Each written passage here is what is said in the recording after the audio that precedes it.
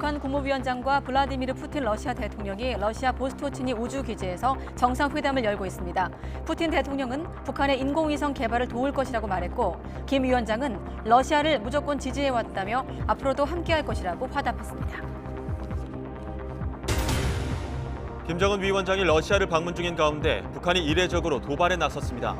합동참모본부는 오늘 북한이 동해상으로 탄도미사일 2발을 발사했다고 밝혔습니다. 윤석열 대통령이 소폭 개각을 단행했습니다. 국방부 장관 후보자에는 신원식 국민의힘 의원이, 문화체육관광부 장관 후보자에는 유인촌 대통령실 문화체육특보가, 여성가족부 장관 후보자에는 김행 전 국민의힘 비상대책위원이 각각 지명됐습니다. 더불어민주당은 최상병 사건 수사 외압 의혹 중심에 선 이종섭 국방부 장관을 바꾼 건 꼬리 자르기라고 비판했습니다. 국민의힘은 야당의 탄핵 추진으로 우려되는 안보 공백을 고려했다고 맞섰습니다.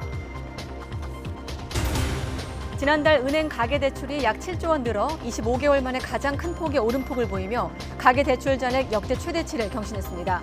상반기 부동산 경기가 다소 회복이 되면서 주택 구입 자금 수요가 이어진 것으로 풀이되고 있습니다. 전국의 가을 장마가 시작되면서 기승을 부리던 늦더위가 차츰 물러나 기온이 뚝 떨어지겠습니다. 다만 오늘과 내일은 영동에, 이번 주말과 휴일에는 전국에 북지성 호우가 내릴 것으로 보여 주의가 필요합니다. 뉴스큐 잠시 후 돌아오겠습니다.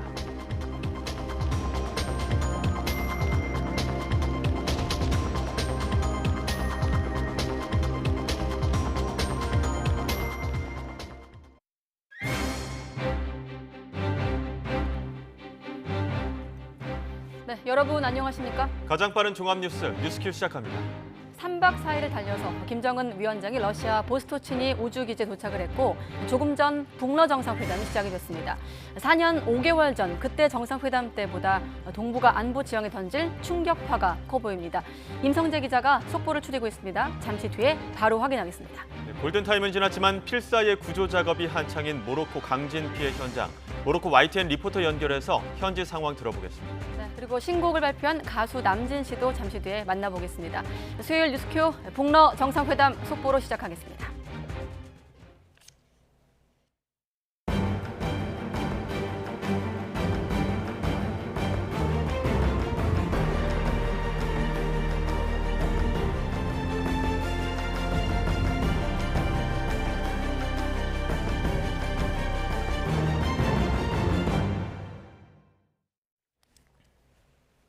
네, 김정은 북한 국무위원장과 푸틴 러시아 대통령, 이렇게 4년 5개월 만에 보스토치니 우주기지에서 만났습니다. 북러 회담에서는 무기 거래가 핵심 의제로 다뤄질 것으로 전망돼 국제사회가 촉각을 세우고 있습니다.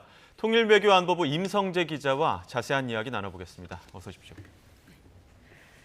지금이 3시 53분이고 이제 알려진 바로는 2시 반에 회담이 시작이 돼서 한 1시간 반 정도 시간이 흘렀습니다. 조금 더 회담이 진행이 될 것 같고, 일단 김정은 위원장과 푸틴 대통령 만남 장면이 공개가 됐죠? 예, 말씀처럼 이 로이터 등 외신을 통해서 김정은 위원장과 이 푸틴 대통령의 만남이 공개됐습니다. 이 현지 매체들은 김 위원장이 오늘 오후 1시쯤 러시아 보스토치니 우주기지에 도착했다고 보도했습니다. 이 푸틴 대통령도 낮 12시 반쯤 이 보스토치니 우주기지에 도착했다고 전했습니다. 양 정상은 40초 정도 약수를 간략히 하고 이 대화를 나누는 모습이 노출됐습니다. 푸틴 대통령은 이 보스토치니 우주기지를 소개했고, 이 김 위원장은 통역을 통해 이 따뜻한 환영과 초대에 감사하다는 답변을 했습니다. 특히 푸틴 대통령은 북한의 인공위성 개발을 도울 것이며 이것이 우주기지에서 양 정상이 회담을 하는 이유라고 강조했습니다. 또 김 위원장과 군사기술 협력 등 모든 주제를 논의할 것이라고 밝혔습니다. 두 정상은 만남 이후 우주 로켓 발사 시설을 시찰하는 모습 등도 보였습니다. 이후 2시 반쯤 회담을 시작한 것으로 알려졌습니다. 예, 지금 모습이 계속 보이고 있는데 김 위원장과 푸틴 대통령 회담 시작과 함께 어떤 이야기 좀 오갔습니까? 예, 두 정상이 이 회담과 함께 마주 앉은 모습도 공개됐습니다. 이 푸틴 대통령은 러시아 우주 산업 발전 방향에 자부심이 있다며 이 북한과 경제 협력, 지역 상황, 인도적 사안 등을 논의할 것이라고 밝혔습니다. 이에 대해 김 위원장은 러시아와 관계는 북한의 최우선 과제라고 치켜 세우면서 이 제국주의에 맞서 싸우는데 함께할 것이라고 확신한다고 강조했습니다. 또 북한은 푸틴 대통령의 모든 결정을 지지한다고도 말했습니다. 네. 4년 5개월 만에 북러 정상에 대면, 사실 북중러가 밀착하면서 특히나 이번 북러 정상회담이 더욱더 우리를 포함해서 관련국들 관심을 끌고 있는 상황인데, 회담 전부터 다양한 장소가 회담 후보지로 거론이 됐습니다. 특히나 푸틴 대통령이 북한의 위성기술 개발을 돕겠다고도 밝혔고요. 결국엔 보스토치니 우주기지가 낙점이 됐습니다. 말씀처럼 당초 이 북러 정상회담은 러시아 블라디보스토크에서 열릴 것이라는 관측이 많았습니다. 네. 러시아 푸틴 대통령이 오늘까지 이 블라디보스토크에서 열리는 동방 경제 포럼에 방문한다는 사실이 알려졌기 때문입니다. 하지만 두 정상 간 만남이 사전에 서방 언론 등을 통해 먼저 알려지면서 이 변수가 생긴 것으로 보입니다. 이 북러 자체도 이 관련 보도 이후에도 한동안 구체적인 회담 시기와 장소 자체를 함구했는데요. 특히 북한은 보안상 이유 등으로 이 최고 지도자의 동선 공개를 상당히 꺼리는 경향이 있습니다. 이런 상황과 함께 위성기술 지원이라는 회담 성격을 보여줄 수 있는 이 보스토치니 우주기지가 이 회담 장소로 낙점된 것으로 보입니다. 그 장소가 갖고 있는 의미가 좀 더 있을 것 같은데, 러시아 보스토치니 우주기지 어떤 의미가 있는 겁니까? 네, 이 보스토치니 우주기지는 우주 대국이었던 옛 소련 시절의 위상을 회복하기 위해 러시아가 5에서 7조 원 정도를 쏟아부어서 건설했습니다. 우리나라 나로 우주센터보다 이 100배 이상 큰 것으로 전해졌는데요. 이 러시아 지폐 뒷면에 나올 정도로 상징적인 장소입니다. 이 푸틴 대통령이 회담 전 북한의 인공위성 개발을 도울 것이라고 공언한 만큼 이번 회담의 최적의 장소라고 볼 수도 있습니다. 네, 마침 푸틴 대통령도 북한의 인공위성 개발을 돕겠다면서 우주기지에서 회담을 연 이유라고 직접 밝히기도 했습니다. 자, 그런가 하면 회담 장소로 향하는 김 위원장의 전용 열차 경로도 상당한 관심이었습니다. 평양에서 무려 2,700km가량을 이동한 셈이죠? 예, 맞습니다. 이 김정은 위원장은 지난 10일, 그러니까 일요일 오후 전용 열차로 이 평양을 출발했습니다. 그리고 어제 저녁 러시아에 진입한 것으로 파악됐습니다. 이 당초 블라디보스토크가 회담 장소로 알려진 만큼 이곳에서 회담이 열릴 것으로 예상됐는데, 돌연 연해주 라즈돌나야강 철교를 건너 계속 북쪽으로 향했습니다. 이 블라디보스토크보다 더 북쪽 지역인 하바롭스크주 방향으로 이동한 건데요. 결국 회담 장소가 이 블라디보스토크에서 1,500km가량 떨어진 보스토치니 우주기지라는 점이 확인됐습니다. 김 위원장은 이 회담을 위해 전용 열차로 무려 2,700km가량을 이동한 셈입니다. 예, 이번 회담이 성사된 건 어떻게 보면 북러 간의 이해관계가 맞았었다, 이렇게 분석이 나오고 있는데, 어떤 이해 접점이 있었던 겁니까? 이 러시아는 우크라이나 전쟁의 장기화로 굉장한 무기 부족 사태를 겪고 있습니다. 예. 이 때문에 이 북한으로부터 이 탄약과 로켓 등 무기를 공급받길 기대하는 상황입니다. 북한은 러시아와 호환되는 무기를 다수 보유하고 있습니다. 대신 북한은 이 군사 정찰 위성이나 핵 추진 잠수함 관련 이 첨단 군사 기술 확보와 이 식량 지원이 절실한 상황이었습니다. 이에 북한은 러시아에 재래식 무기를 공급하고, 이 러시아는 북한의 첨단 기술을 이전하는 문제가 논의될 것으로 보입니다. 또 마찬가지 맥락으로 이 북중러 연합훈련이 다뤄질 수도 있습니다. 또 외화벌이를 위해 북한 노동자의 러시아 파견을 늘리는 문제 등도 논의될 것으로 보입니다. 네, 방금 우리가 이해관계라고 표현을 했거든요. 당장 무기가 필요한 러시아, 또 그런 러시아의 다급함을 좀 이용해서 어딜건 어쩌는 북한의 그런 이해관계가 딱 떨어진 상황이 아닐까 싶은데, 자, 그렇다면 구체적으로 북한이 러시아한테 제공할 수 있는 무기는 어떤 것들이 있습니까? 북한은 굉장히 러시아와 호환되는 무기를 많이 가지고 있습니다. 네. 이 122mm 포탄과 로켓, 152mm 포탄 등입니다. 또 북한판 이스칸데르 미사일과 이 불세로 알려진 대전차 미사일 등도 이 회담 테이블에 올랐을 가능성이 있습니다.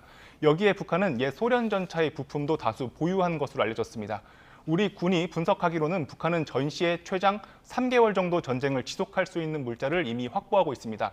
여기에 군수공장으로 쓸 수 있는 공장만 300여 개 이상입니다. 네. 이런 배경이 러시아가 북한과 정상회담을 추진한 이유가 된 것으로 보입니다. 하지만 유엔 안보리 결의상 이 북한과는 어떤 무기 거래도 할 수 없다는 점에서 이 국제사회의 비난이 이어질 것으로 보입니다. 예. 결국에는 북한도 어쨌든 가져가야 될 게 있어야 될 텐데, 여러 차례 실패했던 그 군사정찰 위성 기술을 얻게 되는 겁니까? 푸틴 대통령은 직접 북한의 인공위성 개발을 도울 것이라고 언급하기도 했는데요. 이 북한은 올해 들어 2차례 군사정찰 위성을 발사했지만 로켓 2, 3단 이상으로 실패했습니다. 이에 다음 달 군사정찰 위성을 추가로 발사하겠다고 밝힌 상황인데요. 이 세 번째 발사까지 실패하면 부담감이 그만큼 더 커질 수밖에 없는 상황입니다. 또 이 위성체 자체도 우리 군 당국이 분석하기로는 정찰 위성으로서 기능하기엔 역부족인 상황입니다. 이 군사정찰 위성으로 기능을 하기 위해선 위성체 기술도 발사 성공 이상으로 중요한 부분이기 때문에 이 러시아에 이 같은 기술을 요구할 가능성도 있습니다. 네, 우리가 이번 북한 김정은 위원장 수행단 면면을 통해서도 한번 의제를 분석해 보기도 했는데 지금 우리가 방금 언급한 군사정찰 위성 말고도 핵 추진 잠수함 관련 기술을 요구할 수 있다 이런 관측도 있더라고요. 예, 맞습니다. 최근 김정은 위원장은 이 전술핵 공격 잠수함의 진수식을 찾았습니다. 앞으로 다른 잠수함도 이 같은 모습으로 개조하겠다고 밝혔는데요. 이 자리에서 주목해야 할 점은 장기적으로 이 핵 추진 잠수함 건조도 추진하겠다고 공언한 점입니다. 이 핵 추진 잠수함은 원자로를 동력으로 장기간 잠항이 가능한 잠수함인데요. 은밀하게 타격할 수 있어 우리에게는 위협적인 무기가 됩니다. 그만큼 북한으로서는 김 위원장이 언급할 정도로 탐을 내고 있는 무기입니다. 이 기술을 현재 러시아가 갖고 있는 상황인데요. 북한이 포탄 등 재래식 무기를 지원하는 대신 첨단 무기 기술 이전을 요구할 가능성이 큰 이유입니다.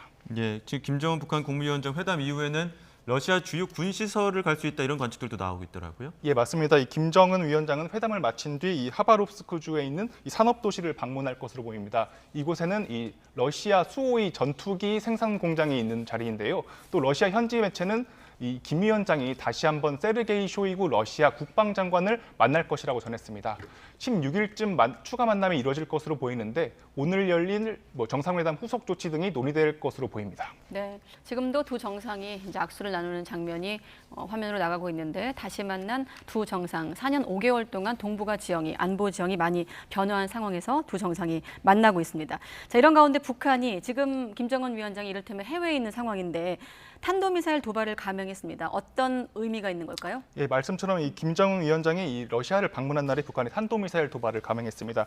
김정은 위원장이 보스토치니 우주기지에 도착하기 전인데요. 오늘 오전 북한은 순안 일대에서 동해상으로 단거리 탄도미사일 2발을 발사했습니다. 김 위원장이 국외에 있는 상황에서 미사일 도발에 나선 것은 상당히 이례적인 상황입니다. 이를 두고 지도자가 자리를 비웠어도 군사 대비 태세를 철저히 갖추고 있다는 그런 자신감을 표출한 것이란 분석이 나오고 있습니다. 또 미국을 향한 견제구를 던진 거란 분석도 나오고 있는데요. 미 국무부는 러시아 푸틴 대통령이 국제적인 왕따의 지원을 요청하고 있다고 표현을 했습니다. 북한이 미사일 도발을 통해 이런 표현 등의 불쾌감을 표시한 것이란 평가도 나오고 있습니다. 네, 아무튼 알려진 대로라면 정상회담의 한 절반 정도 시간이 흘렀을 것으로 예상되고 있습니다. 추가 속보는 또 임성재 기자가 취재한 내용을 토대로 다시 계속해서 확인하겠습니다. 네, 수고했습니다. 방금 전에 임 기자가 이 무기 거래가 국제사회가 좀 촉각을 곤두세우고 있는 대목이라고 했거든요. 미국 상무부 고위급이 다음 주에 한국을 방문해서 북러 간 무기 거래에 대한 대응을 논의할 전망입니다. 미국 정부는 북한이 러시아에 무기를 제공할 경우 응분의 조치를 취하겠다며 거듭 경고했습니다. 워싱턴에서 권준기 특파원의 보도입니다. 돈 그레이브스 미국 상무부 부장관은 다음 주 한국 방문 계획을 공개하며 수출 통제 문제를 놓고 한미 공조를 강화하겠다고 밝혔습니다. 러시아가 전쟁에 쓰이는 기술과 물자를 얻기 위해 수출 통제를 회피하고 있다며 무엇보다 이를 저지하는 데 집중하겠다고 강조했습니다. 김정은과 푸틴의 무기 거래에 대한 대응을 협의하겠다는 겁니다. Second, we need to continue to prevent countries that threaten or undermine our national security and violate human rights from obtaining the weapons and technologies. 미 국무부는 김정은의 러시아 방문과 관련해 중국이 북러 사이의 일이라며 선을 그은 데 대한 입장을 묻자 중국 반응에 대해선 언급할 게 없다고 말했습니다. 다만 북러 간 무기 거래는 복수의 유엔 안보리 결의 위반이라는 점을 거듭 강조하며 응분의 조치를 취하겠다는 입장을 재확인했습니다. And we will monitor what happens and will not hesitate to take action to hold those accountable if necessary. 미국 국방부도 북한의 무기 지원은 불필요한 전쟁을 연장시킬 뿐이라며 북러 간 무기 거래를 규탄했습니다. We would call on North Korea to meet its previous stated public commitments not to supply weapons to Russia, which will only end up prolonging the unnecessary war. 이런 가운데 미 국방부는 새로운 사이버 전략을 발표하고 북한을 대표적인 사이버 안보 위협 국가로 지목했습니다. 랜섬웨어와 암호화폐 해킹 등 악의적인 사이버 활동을 지속하고 있다며 동맹과 협력을 확대해 대응하겠다고 밝혔습니다. 국무부는 러시아 크렘린궁이 유엔 안보리 대북 제재 해제를 논의할 수 있다고 밝힌 데 대해 러시아가 일방적으로 유엔 제재를 풀 수는 없다며 가능성을 일축했습니다.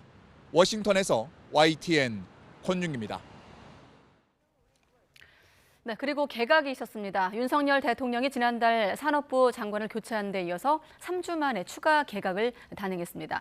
국방부와 문화체육관광부, 또 여성가족부 장관을 교체하기로 했습니다.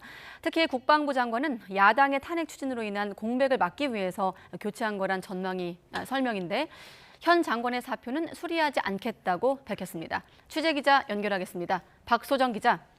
네, 용산 대통령실입니다. 네, 하마평 그대로던데 대통령 비서실장의 인사 발표 내용 전해주시죠. 네, 윤석열 대통령 또 한 번의 개각을 단행했습니다. 이번에는 3개 부처 장관인데요. 국방부 장관 후보자는 국민의힘 신원식 의원으로 육사 출신의 국방정책기획전략 전문가로 통하는 국회의원입니다. 문화체육관광부 장관 후보자에는 유인촌 대통령실 문화체육특보를 지명했는데 이명박 정부에서 바로 같은 자리였습니다. 문체부 장관을 역임한 배우 출신 인물입니다. 여성가족부 장관 후보에는 김행 전 국민의힘 비상대책위원으로 박근혜 정부에서 청와대 대변인을 지냈습니다. 인선안이 아직 국회로 공식 전달되지는 않은 만큼 현재는 지명자들이라고 불러야 합니다. 윤 대통령은 올해 6월 통일부 장관과 함께 차관을 대폭 교체한 데 이어 지난달 22일에는 산업부 장관을 새로 지명했습니다. 이후 3주 만인데 지금까지 인사 발표 가운데에는 장관을 가장 많이 바꾼 개각입니다. 지명자들 소감 들어보겠습니다. 대내 안보 환경 여러 가지 도전들이 굉장히 심각합니다. 군인다운 군인, 군대다운 군대를 만들도록 최선을 다하겠습니다. 변화하는 현장에 잘 맞도록 정책, 그 외에 모든 지원하는 이런 모든 방식에 대한 새로운 또 앞서간 빨리 쫓아갈 수 있도록 그런 것들을 더 계획을 할 생각이고요. 종속하는 기간 동안 국민들과 소통을 활발히 하고 또 실제로 저희가 대상자들을 상대로 열심히 최선을 다하도록 하겠습니다. 네, 특히나 국방부 장관 교체가 민주당의 탄핵 추진 언급이 빠른 교체 계기가 된 것 같다고요? 네, 그렇습니다. 이종섭 국방부 장관은 더불어민주당이 집중호우 때 실종자를 수색하다 숨진 고 최상병 사건 수사 개입 의혹을 제기하면서 이 장관에 대한 탄핵 추진을 공식화한 상황이었는데요. 이를 무력화하기 위한 일종의 교체 카드라고 할 수 있습니다. 이 장관에 대한 탄핵 소추안이 국회에서 통과되면 헌법재판소로 넘어가 최종 결정이 나오기까지 몇 달 동안은 후속 인사를 하기 어렵기 때문입니다. 대통령실 관계자는 YTN에 대통령 인사권이 묶이는 걸 법적으로 우회할 수 있는 유일한 방법이 교체하는 것이라면서 탄핵 추진을 원천 봉쇄한다는 의미라고 설명했습니다. 이 장관은 최상병 순직을 둘러싼 의혹과 홍범도 장관 흉상 이전 논란 등으로 여권에서도 책임론이 불거진 상황인데요. 대통령실은 최상병 문제를 이번 인사에서는 고려하지 않았다면서 문책성이 아니라고 선은 그었습니다. 그러면서 새 장관 후보자에 대한 청문회가 끝날 때까지 하루라도 안보 공백이 있어서는 안 되는 만큼 이종섭 장관의 사표는 수리하지 않겠다고 밝혔습니다. 유인촌 문체부 장관 지명자는 이명박 정부 때 문체부 장관을 지낸 뒤 12년 만에 또 두 번째 같은 자리에 앉았는데요. 앞서 이주호 사회부총리 겸 교육부 장관도 이명박 정부에 이어 같은 장관 자리에 10여 년 만에 다시 기용됐고 이명박 정부 대변인과 홍보수석을 지낸 이동관 방송통신위원장 등 MB계 귀환이다. MB계가 장악하고 있다는 지적이 커지고 있는 상황입니다. 이에 대해 대통령실 고위 관계자는 과거 정부에 몸담았는지가 아니라 가장 중요한 건 전문성과 책임을 가지고 역사적 소명을 다할 수 있느냐를 봤다고 반박했습니다. 지금까지 용산 대통령실에서 YTN 박소정입니다. 네, 이렇게 윤석열 대통령이 국방부와 문화체육관광부, 또 여성가족부 장관을 교체한 것에 대해 여야의 평가가 엇갈리고 있습니다. 민주당은 특히 최상병 사건 수사 외압 의혹의 중심에 선 이종섭 장관을 바꾸는 건 꼬리 자르기라고 비판했고, 국민의힘은 야당의 탄핵 추진으로 우려되는 안보 공백을 고려한 것이라고 맞서고 있습니다. 국회 취재기자 불러보겠습니다. 정현우 기자. 네, 국회입니다. 네, 역시나 이종섭 국방부 장관 교체를 놓고 여야가 공방을 벌이고 있습니다. 네, 민주당 이재명 대표는 입장문을 내고 이 장관 교체는 최상병 수사 외압 의혹, 꼬리 자르기라면서 국민이 용납하지 못할 일이라고 맹비난했습니다. 당 차원에서도 이 장관 탄핵안이 국회를 통과해 탄핵 심판이 진행될 경우 수사 외압 의혹이 드러날 게 두려워 교체하려는 거라는 취지의 비판이 이어졌는데요. 박광훈 원내대표도 전북 예산정책협의회에서 이 장관이 교체된 뒤에도 최상병 수사 외압 의혹에 대한 특검법을 추진해 국민 분노를 해소하겠다고 강조했습니다. 이 장관이 출석한 법사위에서도 관련 발언이 이어졌습니다. 들어보겠습니다. 최상병을 죽음을 둘러싼 군과 국가 최고 권력 사이에 벌어진 국기문란 사건, 특검뿐만이 아니라 이거는 만일에요 정권이 교체돼서 그 뒤에라도 반드시 진상규명해야 된다고 하고. 여기에 더해 문체부와 여가부 장관 교체를 비롯한 개각 전반에 대해서도 문제 있는 인사만 끌어모아 불통정부를 강화하려 한다고 지적했습니다. 반면 국민의힘은 변혁을 속도감 있게 이끌어가려는 윤석열 대통령의 의지가 담겼다고 반박했는데요. 또 국방부 장관 인사에 대한 얘기는 애초 민주당이 탄핵을 예고하기 전부터 나왔던 거라며 수사 외압 의혹 회피 의도는 없다고 맞섰습니다. 그러면서 앞서 민주당이 벌인 탄핵 무리수로 벌인 안구 공백을 좋아할 건 북한뿐이라며 이재명 대표 수사에 대한 관심을 줄이려고 국정을 발목 잡지 말라고 날을 세웠습니다. 또 최상병 수사 외압 의혹 관련 특검도 경찰 수사를 지켜보면 될 일이라면서 야당이 정쟁을 일삼는다고 비판했습니다. 들어보겠습니다. 이제 막 수사를 시작한 사안을 핑계삼아 오로지 국정을 발목 잡겠다며 방탄 탄핵을 운운한 것이 어떻게든 이재명 대표에 대한 관심을 줄여보려는 꼼수임을 모를 국민은 없습니다. 대장동 사건 핵심 인물 김만배 씨의 허위 인터뷰 의혹 등을 둘러싼 여야 간 날선 공방도 법사위 현안 질의에서 펼쳐졌습니다. 각각 의견 들어보겠습니다. 반드시 뿌리 뽑아야 될 대선 공작 사건이다. 이렇게 보는 겁니다. 엄중하게 수사를 한다면 사전 교감이 있었는지, 배우는 누구였는지 반드시 밝혀야겠죠? 대장동 특검법으로 패스트트랙에 특검법이 올라가 있는 거 아시죠? 네. 예. 그러니까 이렇게 왈가왈부할 게 아니고 특검해가지고 사실관계를 밝히는 게 제일 명확하지 않겠습니까? 그리고 오늘 국회 교육위 소위에선 이른바 교권 회복 4법이 통과됐죠?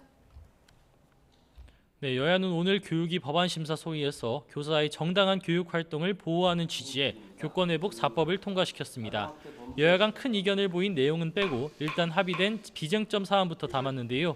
교사에 대한 아동학대 혐의 신고에 정당한 사유가 없다고 판단되면 직위 해제하지 않는 내용과 교육 활동을 침해당한 피해 교사를 지원하는 공제 사업의 근거 등이 포함됐습니다.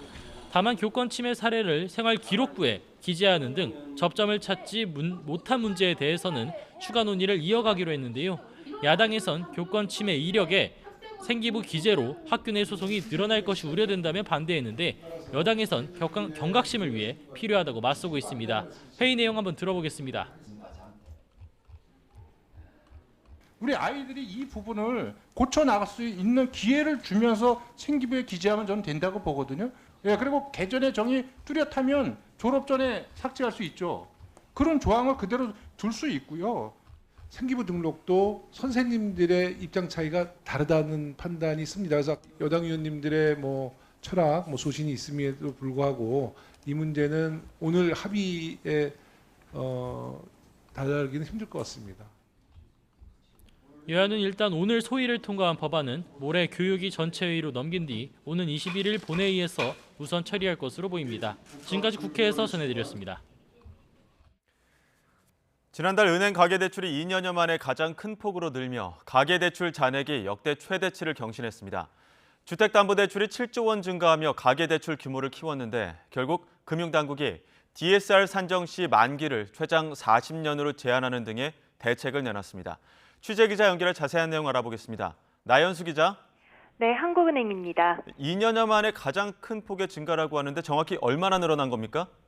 네, 지난달 은행권 가계대출은 7월보다 6조 9,307억 원 늘었습니다. 지난 4월부터 가계대출은 5달 연속 늘어나고 있는데요. 특히 8월 증가폭은 지난 2021년 7월 9조 7천억여 원 증가 이래 25개월 만에 가장 큰 월별 증가 규모입니다. 최근 전세자금 수요가 둔화했지만 주택 구입 관련 자금을 중심으로 주택담보대출이 무려 7조 원 늘어난 영향이 컸는데요. 주담대 증가폭은 2020년 2월 7조 8천억 원 이후 3년 반 만에 최대입니다. 이에 따라 8월 기준 은행권 가계대출 잔액은 1,075조 41억 원, 역시 역대 최대치를 경신했습니다. 최근 50년 만기 주택담보대출이 늘어난 게 가계부채 급증의 원인으로 꼽혔는데 금융당국도 본격적인 규제에 나섰다고요? 네, 주택담보대출 증가는 기본적으로 상반기 부동산 경기 회복과 함께 주택거래 자체가 늘어난 데 따른 것으로 볼 수 있습니다. 하지만 최근 50년 만기 주담대가 총부채 원리금 상환 비율 DSR 규제의 우회 수단으로 이용되면서 가계부채를 부채질하고 있다는 지적이 끊이지 않았죠. 결국 금융당국이 오늘 가계부채 현황 점검회의를 열고 DSR 산정 시 만기를 최장 40년으로 제한하는 강력한 처방을 내놨습니다. 개별 차주별로 상환 능력이 명백히 입증되는 경우에만 50년 만기 대출이 가능합니다. 변동금리 대출에 대해서는 향후 금리 상승 가능성을 따져 엄격한 규제가 이루어질 수 있도록 DSR 산정 시 일정 수준의 가상금리를 적용하는 스트레스 DSR 제도를 도입할 계획입니다. 특례 보금자리론 요건도 강화됩니다. 앞으로는 부부 합산 연소득이 1억 원을 넘거나 주택 가격이 6억 원을 초과할 경우 특례 보금자리론을 받을 수 없게 됩니다. 대신 서민과 실수요층에게 적용되는 우대형 특례 보금자리론은 공급 목표인 39조 6천억 원이 넘더라도 계속 판매할 예정입니다. 내년 1월까지 공급 예정이었던 일반형 특례 보금자리론 대상자와 일시적 2주택자에 대한 접수는 오는 27일부터 중단됩니다. 지금까지 한국은행에서 전해드렸습니다. 네, 조금 전 들어온 소식입니다. 경부고속도로 서초나들목 부근에서 트럭이 미끄러지면서 중학생들이 타고 있던 관광버스와 추돌해 20여 명이 병원으로 이송됐습니다. 오늘 오후 2시 40분쯤 경부고속도로 서초나들목 근처에서 서울 방향으로 향하던 8.5톤 트럭이 빗길에 미끄러지면서 뒤따라오던 관광버스가 트럭의 뒷부분을 추돌했습니다. 이 사고로 관광버스에 타고 있던 서울 아현중학교 학생과 버스기사 등 21명이 병원으로 옮겨졌습니다. 경찰은 현재까지 생명에 위급한 인명피해는 없다며 사고 장소로 출동해 현장을 정리하면서 사고 경위를 조사하고 있습니다. 이 사고 여파로 서초나들목 부근을 중심으로 경부고속도로 상행선 방향으로 극심한 정체가 이어지고 있습니다. 다음 소식입니다. 취업자 증가폭이 2달째 20만 명대를 기록한 가운데 제조업 취업자는 8개월 연속으로 감소했습니다. 통계청은 지난달 취업자 수가 2,867만 8천 명으로 1년 전 같은 달보다 26만 8천 명 증가하며 2달째 취업자 증가폭이 20만 명대를 기록했다고 밝혔습니다. 업종별로는 보건사회복지서비스업이 13만 8천 명, 숙박음식업이 12만 1천 명 증가한 반면 도소매업과 제조업은 각각 6만 9천 명 감소했습니다. 특히 제조업은 올 들어 8개월 연속으로 취업자 수가 감소했습니다.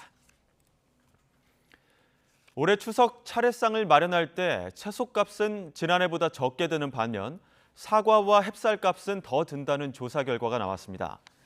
가격조사기관인 한국물가정보가 추석을 3주 앞두고 전통시장과 대형마트의 차례상 품목 구입 비용을 조사한 결과 4인 가족 기준 전통시장은 30만 9천 원, 대형마트는 40만 3,280원으로 집계됐습니다. 품목별로는 배추가 마이너스 30%, 애호박 마이너스 33.3% 등 채소류 가격이 추석이 늦은 덕분에 공급량이 늘면서 지난해보다 크게 내렸습니다. 반면 일조량 부족과 탄저병으로 사과값이 33.3% 크게 올랐고 태풍과 폭염 여파로 인한 작황 부진으로 햅쌀이 20%, 수입량이 감소한 조기는 20% 가격이 올랐습니다. 뉴욕 유가는 석유 수출국 기구 오펙이 올해와 내년 글로벌 원유 수요 전망치를 유지한 데 따라 공급 부족 우려가 강화되며 연중 최고치를 경신했습니다. 뉴욕 상업거래소에서 10월 인도 서부 텍사스산 원유 가격은 전장보다 1.55달러, 1.78% 상승한 배럴당 88.84달러의 거래를 마쳤습니다. 지난 3월 저점 대비 33% 올랐으며 올해 들어서는 11% 상승했습니다. 애플이 새로운 아이폰과 애플워치 등 신제품을 공개했습니다. 독자 규격의 충전 단자만 사용하던 아이폰이 처음으로 다른 스마트폰과 호환되도록 했는데 중국이 아이폰 금지령을 내린 악재 속에서 어떤 반응을 불러올지 관심을 모읍니다. 기정훈 기자가 보도합니다. 새로운 아이폰 15 시리즈에서 가장 달라진 건 충전 포트입니다. 10년 넘게 써온 독자 규격 대신 대부분 스마트폰이 쓰는 USB-C 단자를 적용했습니다. So we're bringing USB-C to iPhone 15. It enables charging, transferring data, playing audio and video, and it's been built into Apple products for years. 애플이 아이패드나 맥북이 아닌 아이폰에 독자 규격 대신 범용 충전 방식을 채택한 건 이번이 처음입니다. 유럽연합이 내년부터 모든 전자기기 충전 방식으로 USB-C 방식을 의무화한 데 따른 것입니다. 아이폰 15의 외관은 크게 바뀌지 않았지만 고급 모델에 티타늄 소재를 사용했습니다. 지난해 처음 선보인 다이내믹 아일랜드가 기본 모델에도 적용되면서 탈모를 떠오르게 한다던 M자 모양 노치는 완전히 사라졌습니다. 가격을 올릴 것이란 예상을 깨고 기본 모델은 $799, 플러스는 $899, 프로는 $999부터로 정해졌습니다. 지난해와 같은 수준입니다. 같이 공개한 애플워치는 편의성을 높였다고 강조했습니다. 시계찬 손 엄지검지를 부딪혀 전화를 받는 등 화면을 만지지 않고 쓸 수 있는 기능을 늘렸습니다. Apple Watch helps us stay healthy, active, and connected. And iPhone impacts just about everything we do. They're with us all the time. And if you left either one at home, I bet you'd go back and get it.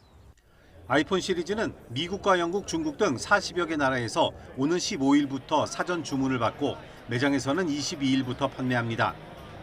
그러나 스마트폰의 전반적인 불황 속에 중국이 아이폰 금지령을 내리는 등 악재가 겹친 상황에서 새 아이폰 시리즈가 어떤 반응을 이끌어낼지 관심이 모아지고 있습니다. YTN 기정훈입니다. 애플이 아이폰 15 시리즈 등 신제품을 공개했지만 주식시장 반응은 차가웠습니다. 뉴욕 증시에서 애플 주가는 전날보다 1.71% 하락한 176.3달러의 거래를 마쳤습니다. 종가 기준으로 지난달 21일 175.84달러 이후 가장 낮은 수준이고 한때 3조 달러를 넘었던 시가총액도 2조 7,560억 달러로 감소했습니다.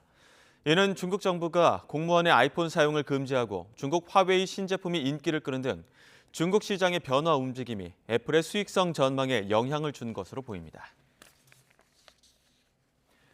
애플의 최신 스마트폰인 아이폰 15 시리즈가 다른 나라보다 한국에서 비싸게 팔리는 것으로 나타났습니다. 애플에 따르면 아이폰 15 기본 모델은 미국이 $799, 한국 125만 원으로 책정돼 달러당 1,327.8원의 환율을 적용하면 한국이 17.8% 비쌌습니다. 일본에서도 아이폰 15 가격은 12만 4,800엔으로 한국보다 10만 원 이상 낮았고 중국도 5,999위안으로 109만 원대인 것으로 조사됐습니다. 지난 8일 강진으로 수천 명의 사상자가 발생한 모로코에선 필사의 구조 작업이 계속되고 있습니다. 피해 지역이 대부분 오지여서 실종자 수색과 지원 모두 쉽지 않은 상황으로 알려지고 있는데요. 모로코 마라케시 리포터를 연결해서 현지 상황 자세하게 들어보겠습니다. 김래연 리포터 연결돼 있습니까? 네, 안녕하십니까? 네, 안녕하십니까? 직접 피해를 겪진 않았다고 들었고요. 지금 거주하신 곳은 마라케시인가요? 네, 제가 거주하는 지역은 마라케시로 지진 발생지와 약 70km 정도 떨어져 있습니다. 그렇군요. 리포터께서는 현지에 거주한 지 얼마나 되셨나요? 네, 약 3, 4년 정도 되었습니다. 3, 4년 정도. 이번 지진이 120년 만에 최악이다 이렇게 저희가 규정을 하고 있는데 지난 3, 4년간의 지진을 경험하신 적이 또 있었나요? 제가 모로코에 와서는 처음으로 지진을 겪었습니다. 그렇군요. 네. 자, 여기서 저희가 보도하고 있는 내용을 잠깐 요약해드리면 사망자가 지금 3,000명 육박하고 5,000명 넘는 부상자가 발생했다고 지금 알려지고 있거든요. 현지에선 좀 어떻게 피해 상황을 파악하고 있습니까? 네, 지금 2023년 9월 12일 오후 1시 기준으로 사망자는 2,901명, 그리고 부상자는 5,530명으로 집계되고 있습니다. 네. 진앙이 위치한 알하우즈 주에서 1,604명이 사망해서 가장 피해가 컸고, 타우단츠 지역에서 976명으로 그 다음이었습니다. 네. 사망자가 네. 2,901명이 육박하면 굉장히 피해 규모가 큰 강진 현장인데 우리 교민 피해는 어떻게 파악되고 있습니까? 초기에는 좀 피해가 없다 이렇게 알려지고 있는데요. 네, 현재도 대체로 처음에 알려주신 것과 같이 피해가 없는 상황입니다. 피해는 대체로 오래된 마을에서 발생했는데 교민들은 대체로 신시가지 쪽에서 살고 있어서 다행히 네. 피해는 없습니다만 각자의 집에서 금이 가는 그런 상황들이 발생했다는 소식을 들었습니다. 일부 건물 같은 경우는 이제 금이 가는 등 일부 건물에 좀 파손이 있다 이렇게 알려지고 있다는 거고 혹시 교민 말고 현지에 계신 주민들하고도 소통하시면서 지진 관련해서 어떤 네. 얘기를 좀 가장 많이 듣고 계십니까? 제가 아는 분 같은 경우는 네. 마라케시의 오래된 구시가지에 살고 계시는데 그분 같은 경우는 목숨에는 다행히 지장이 없었지만 집이 무너졌다는 이야기를 들었고요. 네. 제가 현장 취재를 갔다가 집으로 돌아가는 길에 탔던 택시에서 한 여성분을 만났었는데 네. 그분이 계속 울고 계셨습니다. 택시 기사분께 여쭤보니까 이번 지진으로 모든 가족분들께서 목숨을 잃으셨다고 하는 이야기를 듣고 굉장히 마음이 좋지 않았습니다. 그렇군요. 사망자가 2,901명이기 때문에 그런 피해들도 좀 들려온다 이런 말씀이었고 지금 계신 마라케시 같은 경우는 어떻습니까? 70km 정도 이제 강진 피해 현장에 떨어져 있다고 하셨는데 뭐 통신이나 수도 뭐 이런 전기 같은 시설들은 어떤가요? 다행히도 전기나 수도 같은 경우는 이상 없이 잘 되고 있지만 네. 지진이 일어났을 당시에는 몇 시간 정도의 통신 장애가 있었습니다. 네, 그렇군요. 이게 지진이 깊은 밤에 발생을 해서 특히나 잠든 아이들 피해가 컸다 이렇게 알려지고 있거든요. 피해 상황 관련해서 조금 더 들으신 내용을 좀 알려주시면 고맙겠습니다. 대체로 피해가 많이 발생한 지역은 마라케시에서 좀 떨어진 지역인데요. 네. 대체로 집들이 오래돼서 매몰된 분들이 많이 있다는 이야기를 들었습니다. 네. 매몰된 지금도 그 리포터님 옆으로 매몰돼 있고 많이 지금 붕괴되어 있는 상황이 마침 나가고 있는데 이런 재난 관련해서 우리가 골든타임을 72시간 정도로 알고 있지 않습니까? 그럼에도 불구하고 구조 작업이 계속되고 있다는 걸로 저희가 파악을 하고 있는데 좀 진척이 있는 것으로 보이나요? 어떻습니까?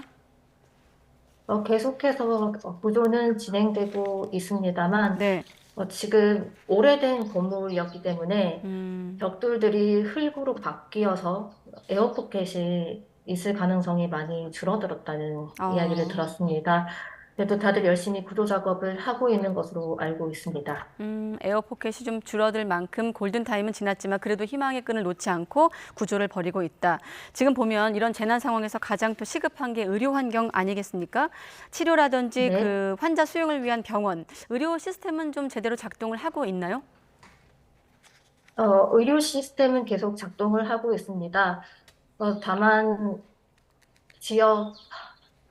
진앙지 같은 경우에 굉장히 외딴 지역에 있기 때문에 접근이 어려운 상황입니다. 그래서 헬리콥터 등을 동원해서 계속해서 피해자들을 이송하고 있고요. 그리고 또 피해가 가장 큰 지역에 같은 경우는 군에서 야전 병원을 설치해서 또 그렇게 진행하고 있는 것으로 알고 있습니다. 그리고 각자 많은 지역의 병원들이 병실이 꽉 차 있다는 이야기를 들었습니다. 그렇군요. 그래서 오지 마을에 피해가 또 추가되면 사상자가 더 늘어날 수도 있다 이런 가능성도 알려지고 있군요. 자, 안팎에서 뭐 여러 면의 어떤 지원이 필요한 상황일 텐데 모로코는 뭐 당연할 테고요. 혹시 해외나 다른 나라에서 구조나 지원에 대해서 들으신 건 어느 정도일까요? 네, 모로코 내에서는 최선을 다해서 지원하고 있는 것으로 보입니다. 네. 실제로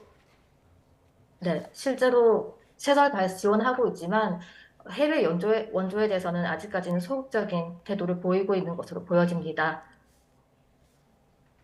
그렇군요. 당국의 지원은 좀 어떻게 이루어지고 있습니까? 뭐 주택 피해로 노숙을 하기도 하고 뭐 식량이라든지 식수 부족을 호소하는 목소리가 크다고 들었거든요. 네, 실제로 피해 지역에서는 대부분 노숙을 하고 있고요. 마라케시 내에서도 구시가지 주민들은 노숙을 하고 있습니다. 이외에 집에 문제가 없어도 트라우마 등으로 아직까지 각 공터마다 사람들이 이불을 깔고 집으로 들어가지 못하는 사람들도 있는데요. 모로코 당국에서는 생필품을 헬리콥터로 나르고 있고 군인과 경찰들이 파견되어서 계속 구조 작업을 하고 있습니다. 사람들이 지낼 수 있는 텐트를 제공하고 있고 또 아까 말씀드렸듯 야전 병원을 설치해서 의료 지원도 하고 있습니다. 특히 헌혈 같은 경우에 지금 헌혈이 많이 필요한 상황이어서 네. 헌혈에 대한 캠페인을 지원하고 핫라인을 설치해 있는 상황입니다. 네, 지금 리포터 계신 곳이 마라케시거든요. 고대 유적 도시 네. 이렇게 저희가 보도를 하고 있는데 이곳에서 물론 이제 관광 비중이 큰 도시다 보니까 어느 면에서는 좀 이해가 되는 측면도 있습니다만 재난 과정에 있는 도시에서 뭐 인근 도시긴 합니다만 관광이 재개됐다 이런 소식도 들려오는데 지금 어느 정도 상황입니까? 관광은 계속해서 진행이 되고 있었습니다. 실제 마라케시에서 피해를 입지 않은 사람들의 두려움은 어느 정도는 가신 상태고요. 예. 일상을 회복하는 분위기지만 이제 같은 모로코 마라케시 내에서도 구시가지에서는 피해가 많이 있었습니다. 그래서 아직도 집에 들어가지 못하고 거리에서 대회하는 사람들이 많이 있고요. 실제로 네. 집이 무너지는 사람들도 많이 있습니다. 마라케시 상징인 제말 분화 광장과 쿠투비아 모스크 역시 구시가지에 위치해 있습니다. 그래서 관광객들과 집 밖으로 나온 사람들, 피해자분들이 모두 섞여 있습니다. 현재 제말 분화 광장 역시 광장에 있는 노점 역시 정상 영업을 하고 있고 또 쿠투비아 모스크 같은 경우는 부분 파손이 있었습니다. 그래서 지금 현재 관광객들의 접근을 막고 있습니다. 그렇군요. 네, 또 유명한 커피 전문점 같은 그런 유명한 곳 같은 경우는 음악을 틀지 않는 등 나름대로의 엄숙한 분위기를 보내고 있습니다. 네, 계속 지금 현재 지진 화면이 나가고 있는데 YTN 시청자분들도 내가 좀 돕고 싶다 이런 생각하는 분들도 계실 것 같거든요. 모로코 외부에서 혹시라도 뭐 지원이라든지 이런 부분에 관심이 있으시다면 어떤 방법이 있는지 끝으로 소개해 주시죠. 네, 모로코 당국에서 공식 계좌를 만들어서 후원을 받고 있습니다.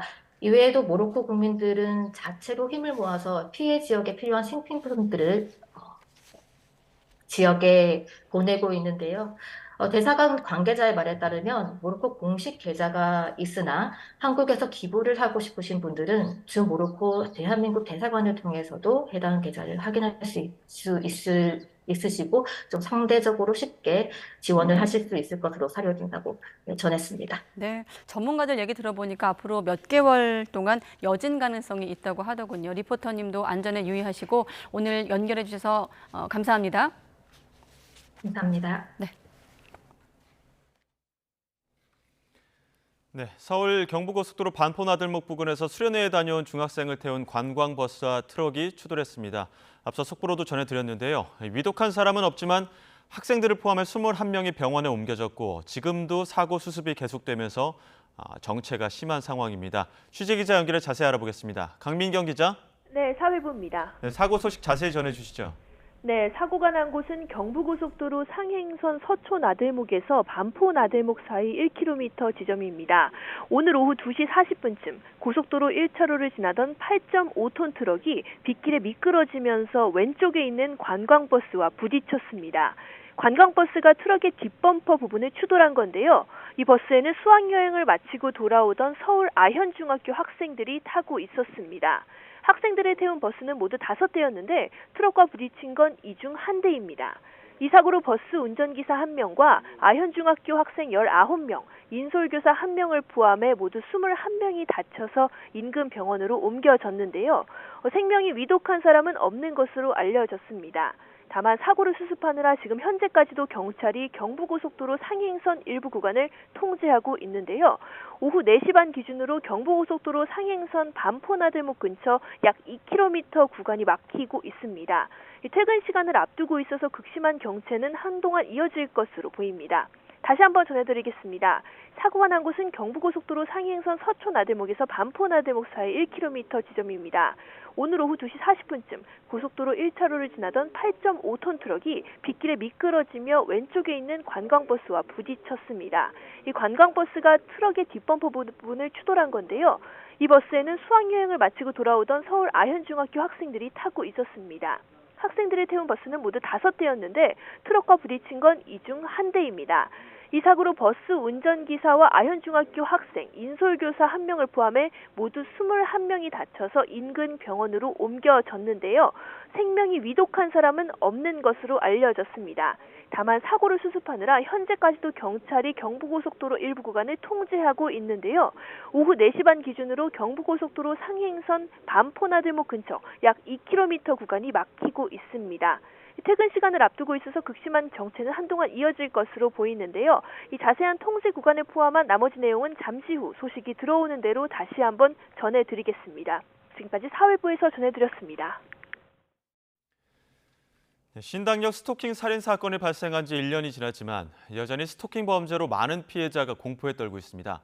서울시와 경찰이 민간 경호 서비스를 지원하고 거주지 이전에 필요한 이주비를 지원하는 등의 피해자 보호 대책을 마련했는데요. 차유정 기자가 보도합니다. 30대 여성 김모 씨는 전 남자친구로부터 끔찍한 스토킹 피해를 겪었습니다. 문자 전화 폭탄에 미행 협박이 하루 이틀이 아니었습니다.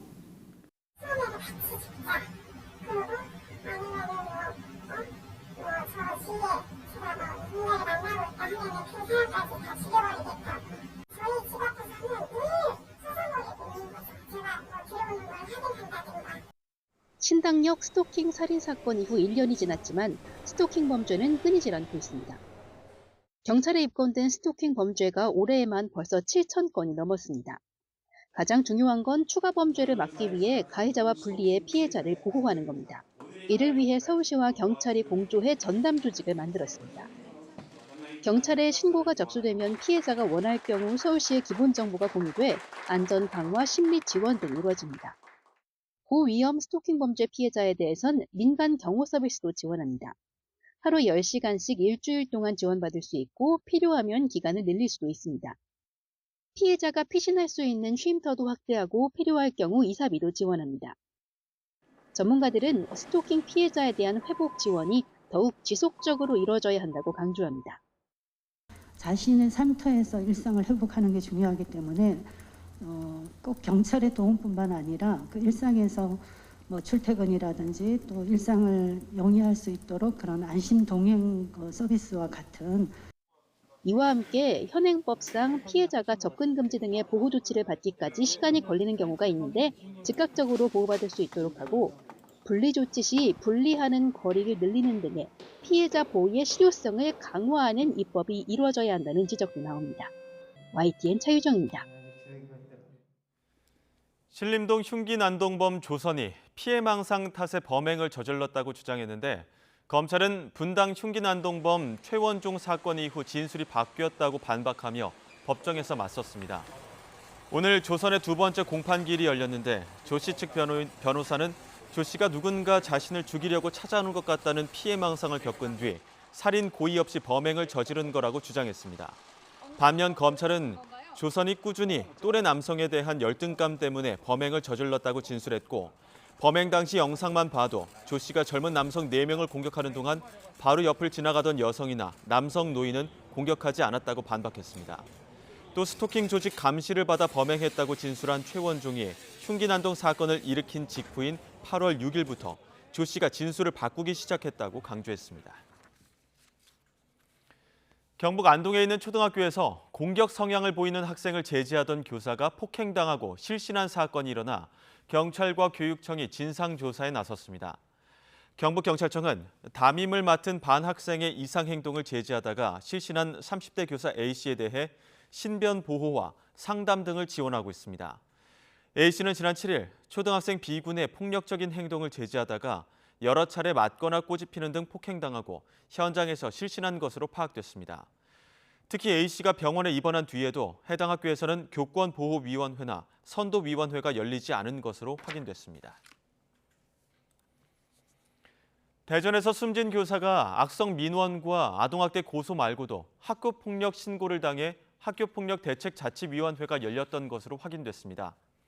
학교폭력 신고는 지난 2019년 12월 한 학부모가 접수했으며 교사가 아동학대 의심 행동을 했다는 내용이었습니다. 결과 보고서에는 학교 측이 아동학대 보호 조치를 위해 학폭위를 열어 피해 학생에게는 전문가에 의한 심리 상담과 조언 처분을 내린 것으로 나와 있습니다. 세종시에 있는 한 어린이집 교사가 학부모에게 대변이 묻은 기저귀로 공격을 당했다며 경찰에 고소했습니다.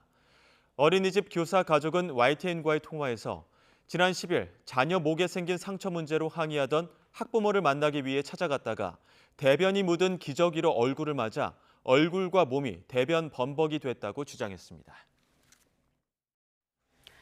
과거 군사정권 시절 육군 방첩부대와 보안사령부가 민간인의 사적 정보를 수집하고 관리하는 등 불법 사찰을 해왔다는 사실이 드러났습니다. 행방불명된 아버지가 북한 김일성 주석 사돈과 이름이 같다는 이유였는데 진실화해위는 이들이 불법 사찰 피해자라고 보고 진실 규명을 결정했습니다. 안동준 기자의 단독 보도입니다. 해방 직후인 1946년 아버지가 행방불명된 뒤 동생과 함께 편모스라에서 자랐던 장모 씨. 아버지가 사라진 지 15년이 지난 1961년 갑자기 경찰이 집에 들이닥치더니 이어 중앙정보부, 육군 방첩부대까지 가족을 감시하고 사찰하기 시작했습니다. 이들은 이웃들에게도 장 씨 아버지의 소식을 캐물었고 이 때문에 가족들은 한 군데 정착하지 못한 채 이사를 다녀야 했습니다. 있을 때 이웃집 할머니가 누구 할아버지 있느냐, 우리 아버지가 있느냐 이거지. 여기 할아버지 왔다 간 거 아니냐고 파출소에서 물어본다고. 장 씨 아버지의 이름은 장정환. 공교롭게 북한 김일성 주석의 사위인 장성택의 삼촌과 한글 이름이 같습니다. 북한의 장정환은 1961년 군사정전위원회 북측 수석대표에 오르며 국내에도 알려진 인물입니다. 육군 방첩보안부대 등은 6.25 전쟁 당시 월북했다고 추정해오던 장 씨 아버지가 북쪽 장정환과 동일 인물이라고 추정하고 장 씨 가족을 내내 주시했던 겁니다. 내가 할 수 있는 방법이 없지 않습니까?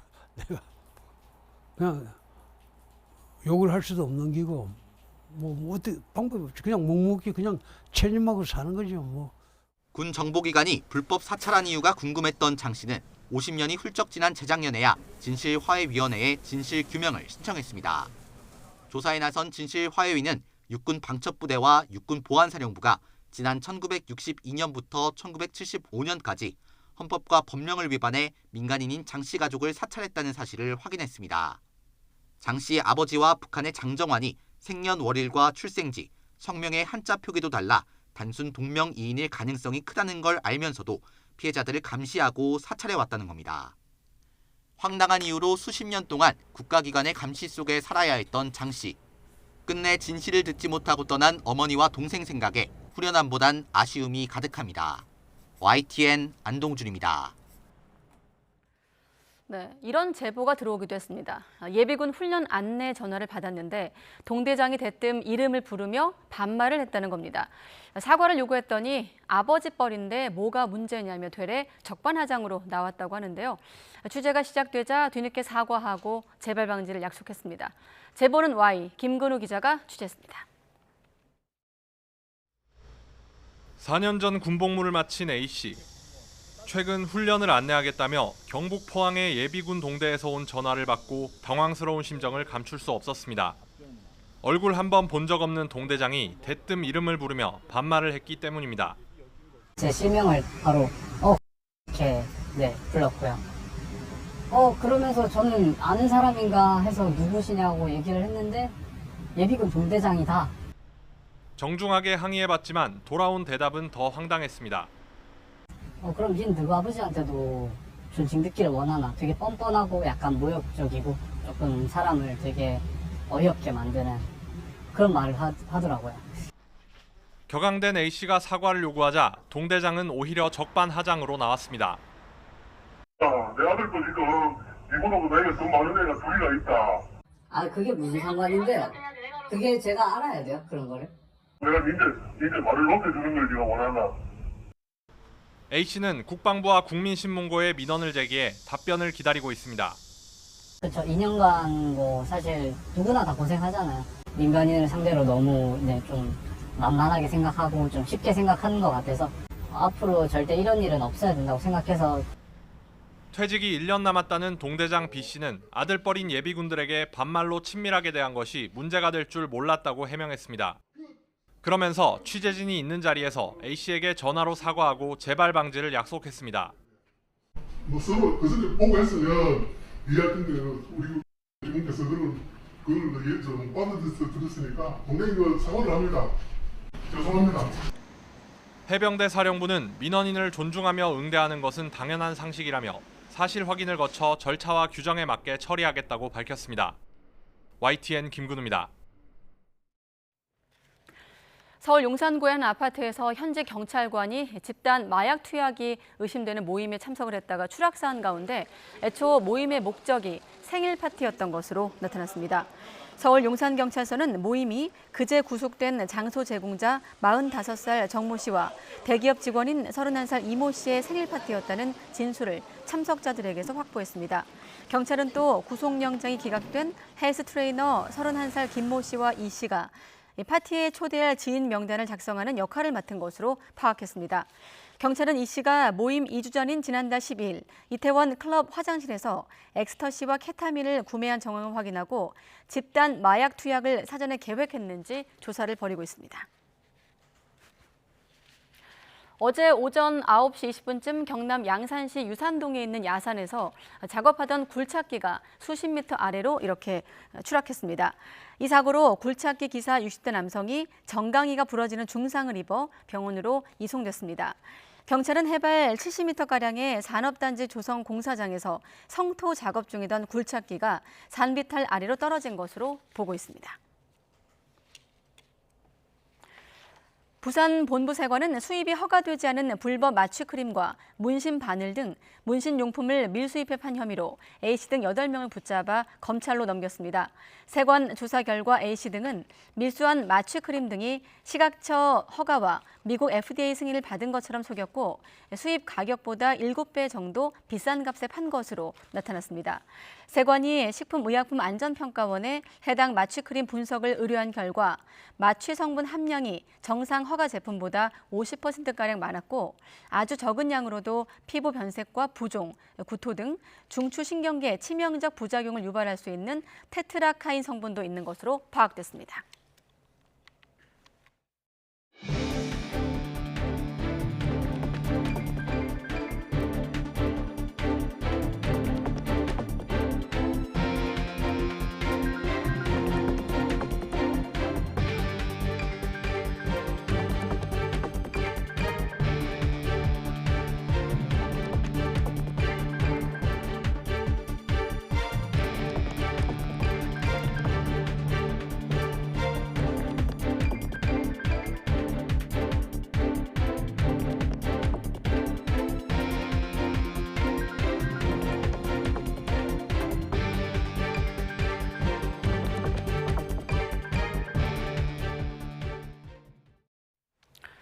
네, 4년 5개월 만에 북러 정상회담이 열리고 있습니다. 회담 장소로 여러 후보지들이 있었지만 보스토치니 우주기지가 낙점됐습니다. 러시아의 새로운 우주산업 중심 기지인데 북러 정상이 왜 이곳을 택했는지 최두희 기자가 정리했습니다. 우주강국 러시아의 첨단 우주산업을 대표하는 보스토치니 우주기지. 러시아어로 동쪽이란 뜻을 지닌 보스토치니는 블라디보스토크에서도 1000km 넘게 이동해야 하는 깊은 내륙에 위치해 있습니다. 러시아가 카자흐스탄에 있는 바이코누르 우주기지에 대한 의존도를 줄이고 옛 소련 시절의 우주대국 위상을 되찾고자 새롭게 건설한 곳입니다. 2016년엔 위성을 실은 소유주 로켓을 처음 쏘아 올린 곳으로 당시 푸틴 러시아 대통령은 로켓 발사 장면을 지켜보며 러시아는 우주 발사 부문에서 세계의 선두라고 강조하기도 했습니다. 정상 간의 만남이 이뤄졌던 실제 사례도 있습니다. 지난해 4월 푸틴 대통령은 러시아의 형제국으로 친러 행보를 이어온 벨라루스의 루카셴코 대통령과 이곳에서 만났습니다. 최근엔 이곳에서 달 탐사선도 쏘아 올렸습니다. 지난달 러시아는 무인 달 탐사선 루나 25호를 발사했지만 달 표면에 추락하면서 1976년 이후 47년 만의 달 탐사는 실패로 끝났습니다. 그런 역사가 있는 만큼 보스토치니 우주기지는 북러 군사협력 확대를 상징적으로 보여주는 곳으로 꼽힙니다. 특히 북한은 올해 들어 정찰위성 발사에 2차례나 실패했고 다음 달 재발사를 공언한 상황. 북한은 북러 정상회담을 통해 러시아의 포탄 등 재래식 무기를 건네는 대신 러시아로부터 위성 관련 기술을 받아 실패를 만회할 절호의 기회로 삼을 것으로 보입니다. 김정은 국무위원장의 방러를 수행하는 북한 인사 가운데 당 과학 담당 비서인 박태성이 군사정찰 위성 개발을 총괄한다는 점도 이런 분석에 힘을 싣습니다. 정찰 위성 기술 이제 획득을 북한은 굉장히 원하기 때문에 아마 그 우주센터 기지를 좀 보는 것만으로도 아마 좀 그런 효과가 있다. 아마 좀 그렇게 생각할 것 같습니다. 북한과의 군사협력은 유엔 안보리 결의 위반이지만 국제사회에서 고립된 북러 두 정상의 위험한 거래는 이제 현실이 됐습니다. YTN 최두입니다. 네, 방금 전에 위험한 거래 이런 표현이 있었는데 북러 정상회담이 진행 중입니다. 특히 회담 테이블에 무기 거래가 오를 것으로 예상이 되면서 안보리 상임 이사국인 러시아의 자기 부정이란 지적이 나오고 있습니다. 러시아는 미국과 영국, 프랑스, 중국과 함께 안보리 상임 이사국입니다. 안보리에서 안건이 통과되기 위해선 이 상임 이사국 5개 나라를 포함해서 9개 나라 찬성이 필요한데요. 특히 거부권을 갖고 있는 상임 이사국 가운데 한 나라도 반대해선 안 됩니다. 안보리는 2006년 10월 대북 제재 결의를 채택을 했고 이를 감시할 위원회를 발족을 했습니다. 이외에도 북한은 ICBM 발사와 또 6차에 걸친 핵실험 등 도발을 지속을 했고 2017년까지 9차례 대북 결의안이 나왔습니다. 특히나 지금의 대북 제재 틀을 만드는데 러시아의 동의가 있었는데요. 2017년 12월 안보리는 대북 제재 23975를 통과시켰는데요. 이때 만장일치 러시아도 찬성을 했던 거죠. 물론 지난해처럼 러시아가 반대해서 무산된 결의안도 있었습니다. 그래서 두 정상의 위험한 거래를 놓고 기존의 제재를 완전히 무시하겠다는 뜻으로 단정할 수는 없지만 러시아가 스스로 만든 시스템에서 이탈하겠다고 읽힐 수는 있다는 거죠. 한마디로 자기 부정이라는 겁니다. 러시아가 이런 국제사회 비판을 감수하고도 북한과 정상회담을 강행한 건 두 나라를 둘러싼 안보 환경상 서로 이해관계가 맞아떨어진 겁니다. 당장 무기가 필요한 러시아, 또 그런 러시아의 다급함을 이용해 얻을 건 얻자는 북한.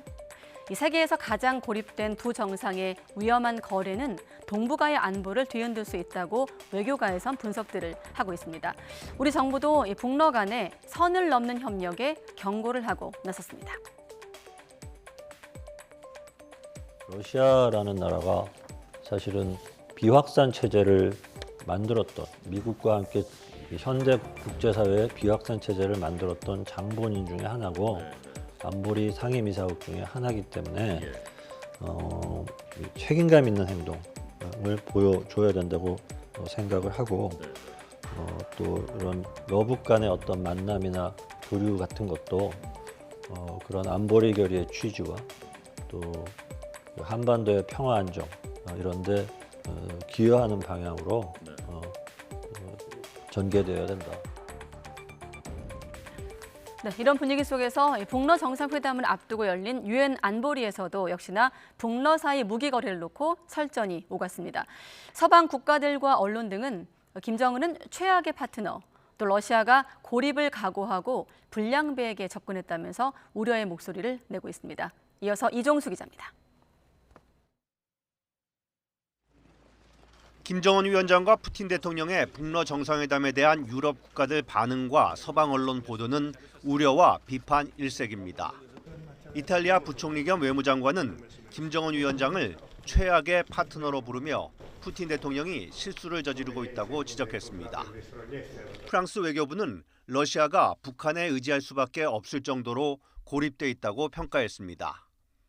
영국 BBC는 김정은과 푸틴이 서로 이익을 기대하지만 브로맨스는 아니라고 분석했습니다. 일본 언론 니케이는 무기가 필요한 러시아가 국제적 고립을 각오하고 불량배 북한에 접근했다고 진단했습니다. 반면에 중국 관영 매체 글로벌 타임스는 중국 전문가들을 인용해 동북아에서 미국의 간섭이 북한과 러시아를 가깝게 만들었다며 미국 탓으로 돌렸습니다. 북러 정상회담을 앞두고 열린 유엔 안보리에선 북한과 러시아 사이 무기 거래를 두고 설전이 벌어졌습니다. We urge the DPRK to cease its efforts to transfer arms to Russia. Any transfer of arms between the two countries would violate UN arms embargo on the DPRK. 러시아는 우크라이나에 무기를 제공하는 미국을 비난하며 맞섰습니다. Решение США о поставке кассетных бомб Украине в организации назвали бессовестным. 드미트리 페스코프 크렘린궁 대변인은 필요하다면 북한과 대북 유엔 제재에 대해 논의할 준비가 돼 있다며 대북 유엔 제재 불이행 가능성을 시사했습니다. YTN 정수입니다. 네, 전국의 가을 장마가 시작이 되면서 기승을 부렸던 늦더위도 차츰 물러나겠습니다. 네, 다만 오늘과 내일은 영동에, 이번 주말과 휴일에는 전국에 국지성 호우가 내릴 것으로 보여 주의가 필요합니다. 취재기자 연결해 자세한 비 전망 알아보겠습니다. 김민경 기자. 네, 김민경입니다. 네, 비가 내리면서 벌써 늦더위가 주춤하고 있죠? 네, 그렇습니다. 비가 내리며 기온이 어제보다 뚝 떨어졌습니다. 오늘 서울 낮 기온이 24도로 어제보다 6도나 낮고 다른 지역도 낮 기온이 모두 30도 아래에 머물 걸로 보입니다. 9월이 시작된 이후에도 기승을 부리던 늦더위가 물러나는 겁니다. 우리나라 북서쪽에서 차고 건조한 공기가 밀려오며 동서로 길게 정체전선이 형성됐기 때문인데요. 이른바 가을 장마입니다. 우리나라 주변에서 뜨거운 공기와 차가운 공기가 교차하면서 동해안에는 이례적인 현상이 나타나는데요. 바로 용오름입니다. 오늘 오전 경북 포항 호미곶에서 촬영된 화면인데요. 회오리 모양으로 형성된 거대한 물줄기가 바다에서 상공으로 솟구쳐 오르고 있습니다. 용이 승천하는 모양을 닮았다고 해서 용오름이라는 이름이 붙었습니다. 네, 가을 장마라고 하면 비가 길게 이어질 것 같은데 언제까지 비가 얼마나 내리는 겁니까? 네, 우선 오늘 내리는 비는 내일 오전까지 이어지겠습니다. 내일까지 강원 영동에는 최고 100mm 이상, 충청과 호남, 영남에 많게는 70mm 이상, 수도권에도 10에서 60mm의 비가 내리겠습니다. 하지만 모레부터 다시 비가 시작돼 휴일까지 사흘간 이어질 걸로 보이는데요. 강수량이 예보되지는 않았지만 주말과 휴일에는 국지성 호우가 내리는 곳도 있을 걸로 보여 각별한 주의가 필요합니다. 기상청은 다음 주 초까지는 가을 장마의 영향권에서 날씨의 변동성이 크겠다고 전망했습니다. 지금까지 문화생활과학부에서 YTN 김민경입니다. 네, 그런가 하면 올가을엔 늦더위가 나타나면서 첫 단풍 시기가 예년보다 2일에서 5일 정도 늦춰질 거란 전망입니다. 네, 다만 일교차가 무척 커지면서 단풍의 색은 예년보다 더 고울 것으로 전망됩니다. 정혜은 기자가 전해드립니다.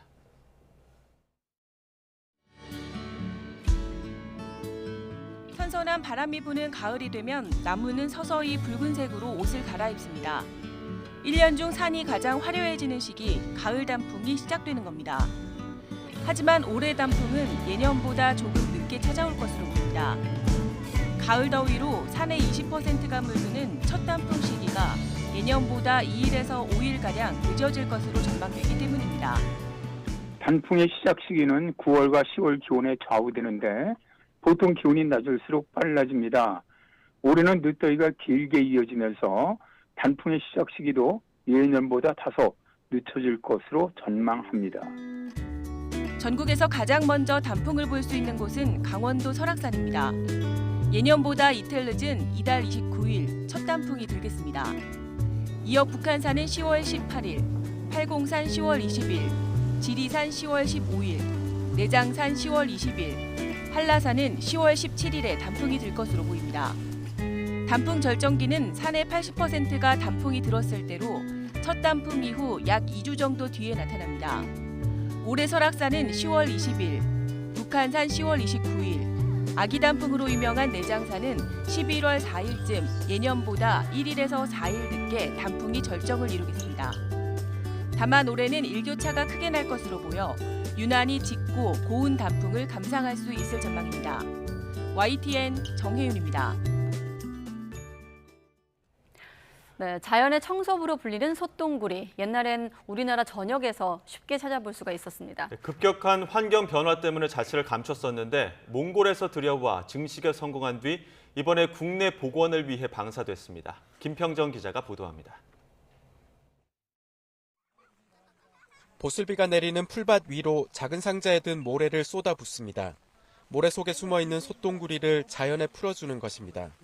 솥동구리 200마리가 방사된 곳은 태안 신두리 해안사구로 방목된 소 5마리의 배설물이 먹이가 됩니다.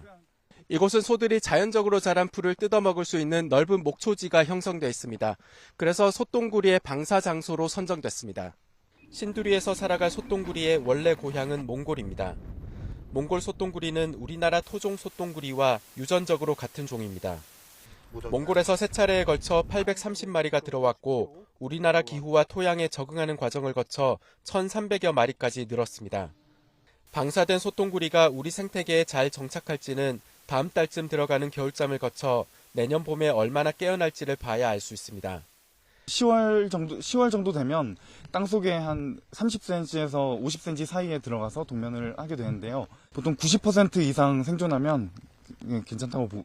솥동구리는 지름 1.7cm 정도의 둥근 경단 모양으로 굴린 소와 말의 배설물을 먹이로 삼습니다. 솥동에 화학비료 같은 성분이 없어야 해서 방목된 소들은 자연에서 자란 풀만 먹고 겨울을 제외하곤 구충제도 먹지 않습니다.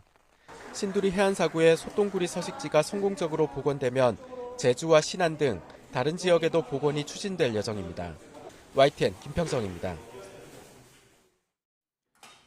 지금 중국은 심각한 성비 불균형을 겪고 있습니다. 결혼할 여자가 없어서 어쩔 수 없이 독신으로 살아야 하는 남자가 3천만 명에 달할 것이라는 분석까지 나올 정도입니다.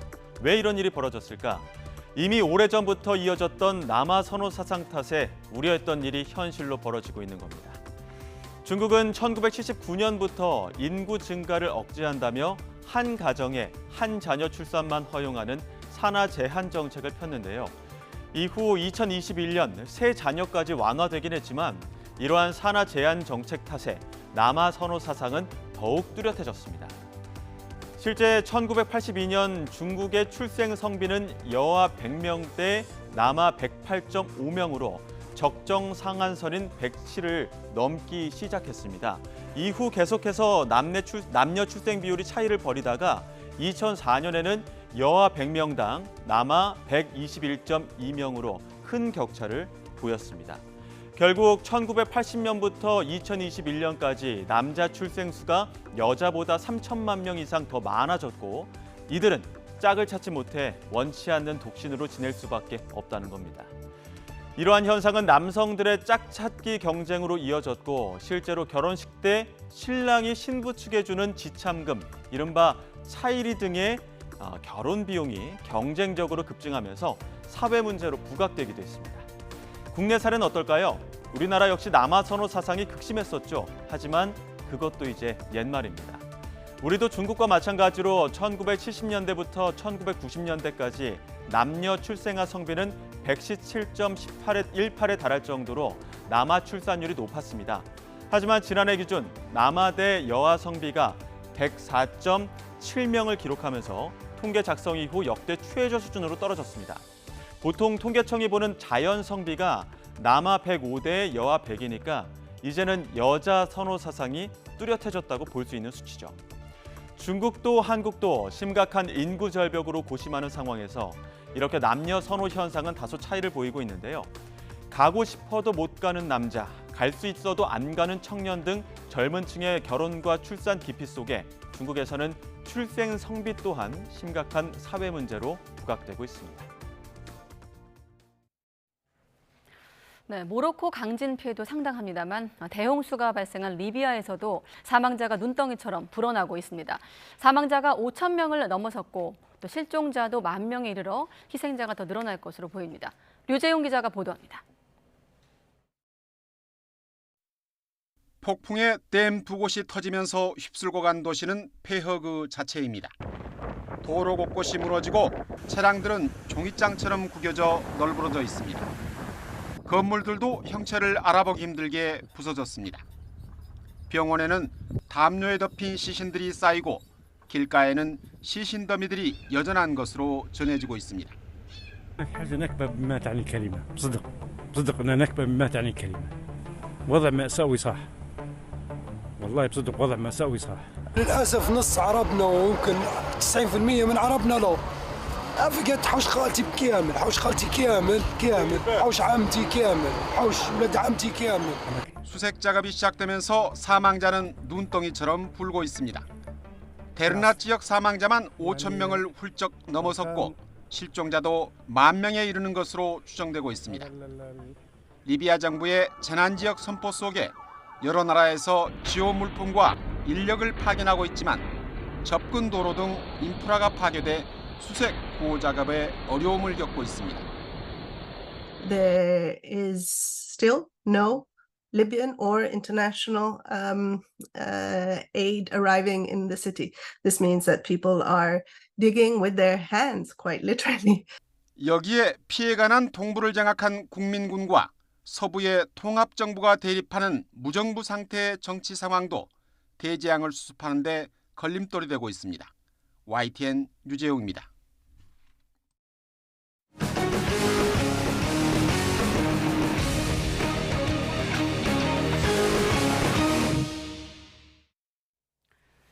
네, 조금 전에 신곡 발표 쇼케이스를 열고 이른바 원조 국민 오빠가 들어왔습니다. 네, 데뷔 60주년을 앞두고 활발한 활동의 시작을 알린 영원한 현역 가수 남진 씨 직접 모시고 이야기 나눠보도록 하겠습니다. 어서 오십시오. 네. 아유, 반갑습니다. 오랜만에 뵙겠습니다. 예, 12년 전에 저희 YTN 스튜디오 벌써 그렇게 됐나요? 네, 나오셨고 아까 점심 먹고 좀 오다 보니까 1층에서 쇼케이스도 여셨더라고요. 네. 오늘 기자 미팅이 있었습니다. 네, YTN 자주 보신다고 아까 마이크 차시면서 제가 가장 많이 보는 뉴스 방송입니다. 네. 근데 오늘 사실 제가 그 평소에 하루도 여러 번 보는 밴드를 오늘 여기서 보게 되니까 제가 약간 당황스러운데요. 아, 뉴스를 자주 접하시나 봐요. 자주 보죠. 하루에 몇 최근에 번씩 보죠. 관심 많이 갖고 계신 뉴스는 어떤 뉴스인가요? 뭐 그냥 뭐 어떻게 이렇게 지나가는가 사회가 그런 걸 이제 보게 되죠. 근데 제일 많이 보는 방송이라 두 분의 실물을 제가 이렇게 오랜만에 보잖아요. 아, 그러니까 내가 오히려 더 맞아 방송에 뵀던 분들인데 하는 생각이 드네요. 실물이 나은 걸로 그럼 정리하고 훨씬 낫네요. 아, 네, 화면보다. 제가 오늘 많이 봤던 뉴스 중에 하나가 이제 남진 선생님 오늘 쇼케이스여셨고 또 굉장히 많은 또 인기를 끌 수 있는 어떤 신곡 발표도 있었거든요. 이 신곡 발표에 대해서 좀 소개를 좀 해주시면 좋을 것 같아요. 얼마 전에 이제 영원한 내 사랑 그리고 출입금지 밥 사는 사람 신곡을 발표했어요. 몇 개월 전에도. 근데 이제 가수라는 게 우연히 또 이렇게 만나잖아요, 곡을. 근데 이번에 또 너무 좋은 곡을 또 한두 곡 만나서 이번에 다시 또 발표하게 된 거죠. 곡명이 이별도 내 것이랑 용기 있는 자만이 미인을. 이별도 내 것, 용기 있는 자만이 미인을. 두 곡입니다. 그 곡에 대한 어떤 의미라고 한다면 어떤 게 있을까요? 두 곡을 했는데 전혀 다른 분위기예요. 이별을 내 것은 그야말로 약간 깐소리 같은 그런 슬로곡 분위기고 영감한 자만이 미인은 좀 재즈 스윙풍이었어요. 제가 그 노래는 정말 오랜만에 불러본 노래인데 참 흥겹게 준비한 노래입니다. 쇼케이스에 기자들도 많이 온 걸로 들었는데 네, 어떤 질문이 많았습니까? 오셨어요. 어떤 질문이 가장 많았습니까? 뭐 아무래도 오랫동안 했으니까 이번 신곡 얘기도 나오고 그 동안에 이제 지내왔던 궁금했던 얘기들을 많이 물어보시더라고요. 저도 그 쇼케이스에서 부르셨던 노래들 미리 한번 듣고 왔었는데 분위기가 정말 다르더라고요. 아, 그래요? 두 곡 혹시 잠시 좀 한 소절 좀 불러주실 수 있을까요? 아무래도 노래라는 게 이제 곡에 따라 다 자기 스타일이 있는데 이번에 불렀던 노래 이별은 내 것은 아무래도 약간 이렇게 깐소네 뭔가 좀 이렇게 사랑할 때도 네가 내 것이었지만 이별도 헤어짐도 내 거다 하는 아픔. 이별도 내 것이니까 하는 거죠. 애절한. 사실 뉴스 스튜디오에서 오디오 좀 시설이 갖춰지지 않았는데 그래도 양해 뭐 말씀드리고. 그런 감성적인 거. 재즈 스윙은 취취취 이런 노래인데 두두두루리리 따따라리리 이렇게 재즈풍으로 정열의 불꽃처럼 마지막 사랑을 이런 약간의 그런 풍이었죠. 예. 역시나 뭐 12년 전도 그랬습니다만 저희가 아까 뭐 원로 이런 뭐 표현도 있습니다만 그거보단 현역이라는 좀 타이틀이 더 어울리시는데 역시나 계속 지금도 새로운 음악에 대한 좀 계속 그 욕구 갈증이 있으신 것 같이 보이거든요. 네, 저는 원로란 소리 별로 반갑지가 않네요. 이 지금 한참 하고 있는 그런 네. 기분이니까요. 예. 예, 새 곡을 만날 때마다 새로운 또 기분으로 새로운 느낌으로 부르기 때문에 항상 또 신곡이 나오면 신인 같은 기분이에요. 예. 전혀 다른 분위기니까. 항상 신인 같다는 말씀을 하시지만 어쨌든 대한민국 어떤 트로트의 매개 보자고 한다면 어쨌든 빼놓을 수 없는 인물이시고 주역이라고도 할 수 있을 것 같은데 그럼에도 또 트로트뿐만 아니라 뭐 댄스, 발라드, 고고 방금 그 두 곡도 워낙 분위기가 다르거든요. 이렇게 다양한 장르를 구사하시면서 가장 마음에 드는 장르가 있다면 어떤 게 있을까요? 저도 데뷔하는 데가 어제 같은데 예. 벌써 반세기 60년이 가까이 올 줄은 몰랐어요. 예, 되돌아보니까 너무 세월이 빠른 것 같네요. 새 곡을 낼 때는 또 새로운 기분이니까 하여튼 뭐라 그럴까 새로운 각오, 새로운 느낌 속에 우리가 이 새로운 연인을 만날 때 어떤 흥분이라고 그럴까 어떤 기쁨이 있듯이 네. 그런 기분으로 노래를 시작하죠. 그러니까 아무리 이제 세월 속에 뭐랄까 열륜이 묻어 있는 거지 내 자신의 마음은 그런 생각은 별로 없어요. 네. 새 곡 만나면 그 데뷔할 때 같은 그런 기분이죠. 네, 데뷔 60년을 앞두고 계시는데 어떻습니까? 그 여러 수십 년 동안 여러 번의 가요계 환경 변화가 있었거든요. 최근에 가요계 환경을 좀 놓고 질문드리면 어떤 점이 가장 신경 쓰이세요? 너무 많이 변했죠. 근데 어쩔 수 없어요. 우리 가수는 우리가 옛날 어머님들 때는 유행 가수라고 그랬고 노래도 유행곡이라고 그러셨거든요. 예. 그 말이 요즘 실감이 나더라고요. 요즘 시대는 이제 우리 옛날 저희 현인 선배님 시대를 지나서 또 최준 남일의 선배님 지나서 저희들 시대가 왔고 요즘 또 이제 우리 후배들 시대 그 다음 또 시대잖아요. 예. 근데 요즘은 그때 당시는 히트곡이 없으면 가수가 갈 수가 없어요. 가수의 길을. 히트곡이 없으면 예. 아무리 노래를 잘해도 네. 요즘 시대는 히트곡이 없어도 얼마든지 재능이 있으면 그걸로 가수의 길을 갈 수 있잖아요. 예. 그만큼 시대가 바뀐 거죠. 지금은 그때는 텔레비전 하나 있을까 말까 했잖아요. 예. 지금은 텔레비전 방송이 몇십 개씩 있잖아요. 사회가 바뀌듯이 요즘은 우리 후배들은 재능만 있으면 되는 시대가 됐기 때문에 그러니까는 재능 있는 후배들을 많이 볼 수 있고 예. 히트곡은 뭐 언젠가 나오겠죠. 뭐. 그러니까 시대가 그야말로 바뀐 거죠. 네. 지금. 시대가 바뀌고 사회가 바뀌어도 그래도 60년 동안 남준 선생님의 인기는 그대로인데 내년이 정확히는 60년이고 네, 내년이죠. 또 올해부터 60주년 기념 콘서트로 또 순회를 공연을 하시는 걸로 알고 예, 있습니다. 예. 이 부분도 좀 설명이 필요할 예. 것 같아요. 그래서 제가 데뷔가 64년도에 데뷔를 했는데 그때는 히트를 못했어요. 그래가지고 65년도에 첫 히트곡 울리고 내가 왔나. 그리고 66년도에 그야말로 트로트 곡으로 가장 많이 사랑을 받던 가슴 아프게가 나와서 가수의 자리를 갖추게 됐죠. 그래서 지금은 이제 좀 더 새로운 노래로 막 변화를 주면서 저는 장르가 이제 트로트만 하는 게 아니고 그야말로 저는 이제 원래는 팝을 굉장히 좋아했죠. 예. 제 노래는 예를 빠른 템포의 노래도 많죠. 링과 네. 함께 둥지 같은. 그래서 이제 한 가지 저에게 가장 그렇게 좀 도움이 된 것은 장르가 트로트는 저는 한 부분밖에 없어요.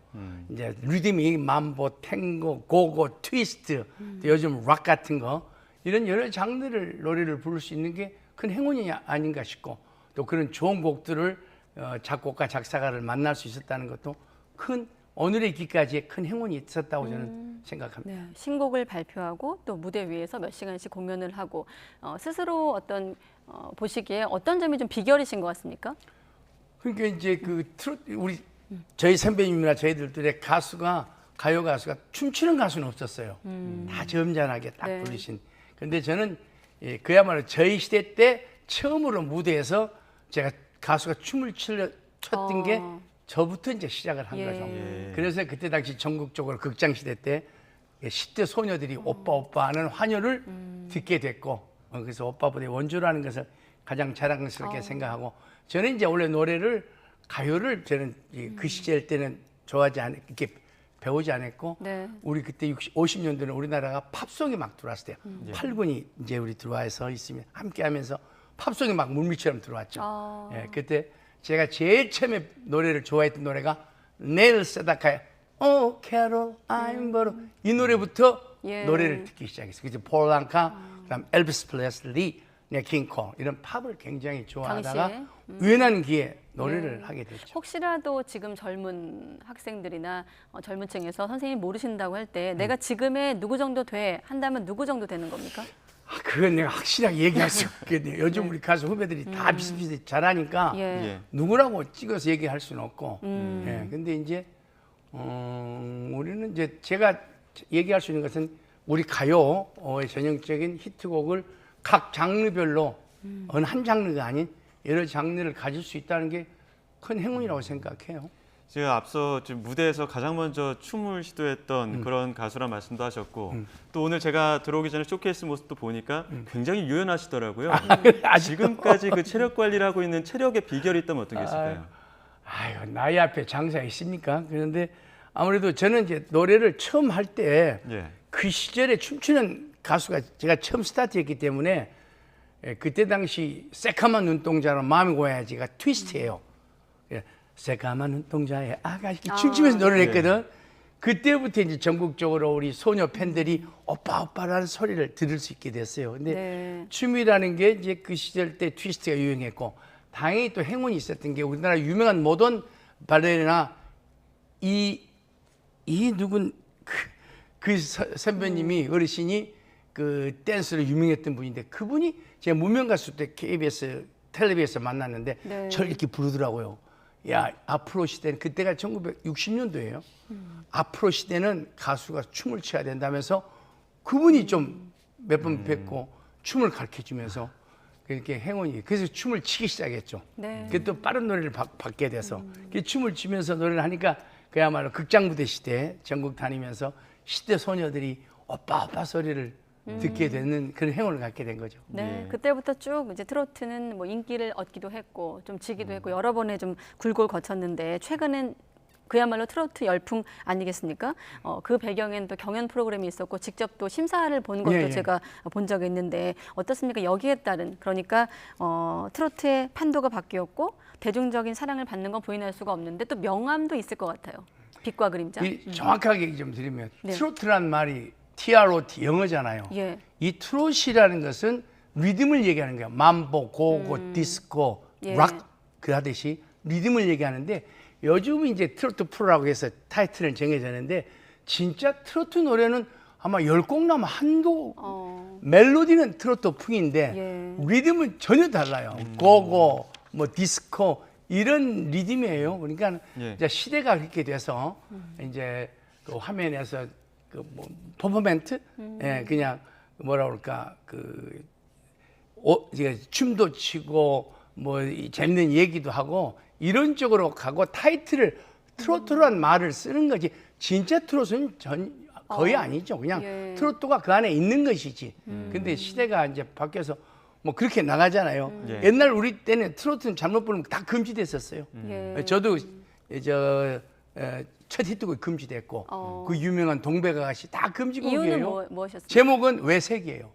원래 트롯은 불란서 노래고 그때 이제 일본 사람들이 그 자기들한테 갖고 가서 트롯을 뭐라고 일본말로 그걸 하더라고요. 그게 이제 우리가 불렀는데 원래 트롯은 이제 불란서 노래죠. 근데 요즘은 우리 가요는 이제 요즘 시대는 장르가 정말 다양해요.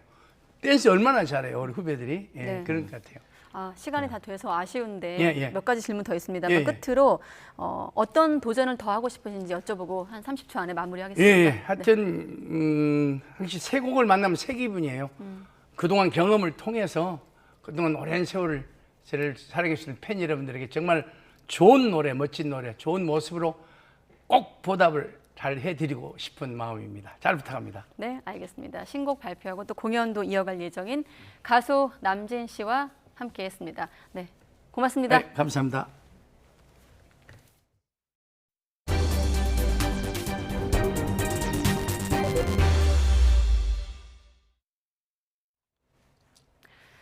네, 코로나 이후 여행 산업 진흥을 위한 국제관광총회가 전북 전주에서 열리고 있습니다.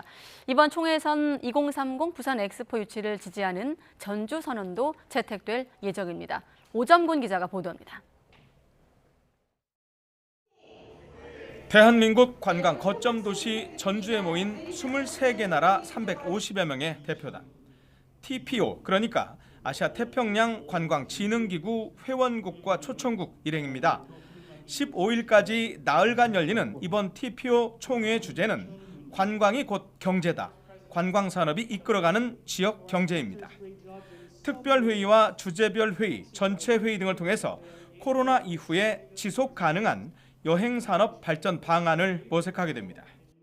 이번 TPO 총회는 세계적인 관광 거점 도시, 가장 한국적인 도시 전주에서 열리는 코로나 이후 관광산업 활성화를 논의하기 위한 뜻깊은 자리입니다. 특히 14일 전체 회의에서는 전주 선언이 채택될 예정인데 2030 부산 엑스포 유치를 지지하는 내용이 포함될 것으로 보입니다. I'd like to also thank you all for your collective support for our bid to host the 2030 World Expo. I will do my best until the very end.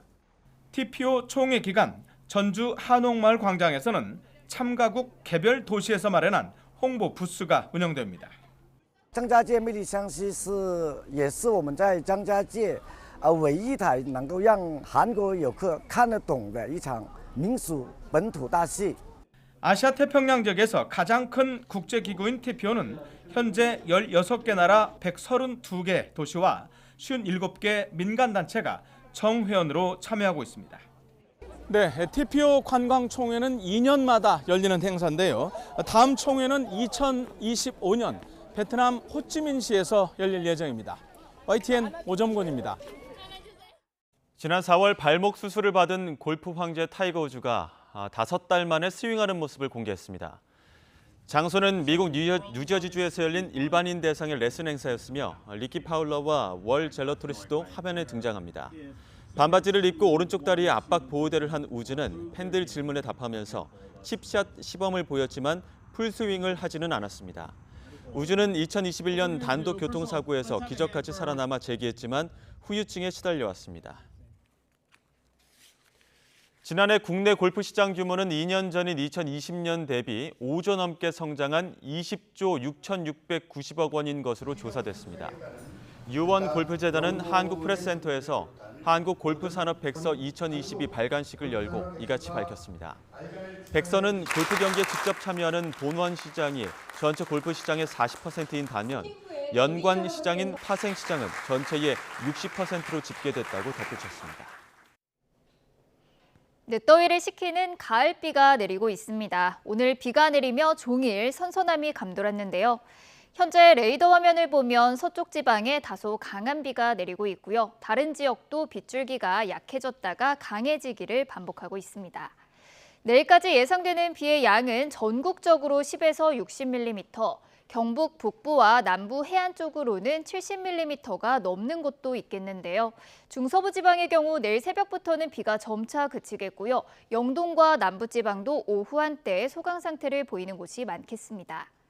내일 아침 기온은 오늘과 비슷하거나 조금 낮겠습니다. 서울이 20도, 대전도 20도, 대구는 22도에서 출발하겠고요. 낮 기온은 오늘보다 1도에서 4도 정도 높겠습니다. 서울이 28도, 대전이 27도, 대구는 26도, 울산은 25도를 보이겠습니다. 금요일인 모레는 전국에 다시 비가 내리겠고요. 이후 휴일까지 사흘간 길게 이어질 전망입니다. 지금까지 날씨 정보였습니다. 네, 확대 회담에 이어서 두 정상간의 1대1 회담까지 북러 정상회담이 끝났다는 속보가 조금 전 있었습니다. 이어지는 이브닝 뉴스에서 확인하시기 바랍니다. 뉴스큐 마칩니다. 시청해 주신 여러분 고맙습니다.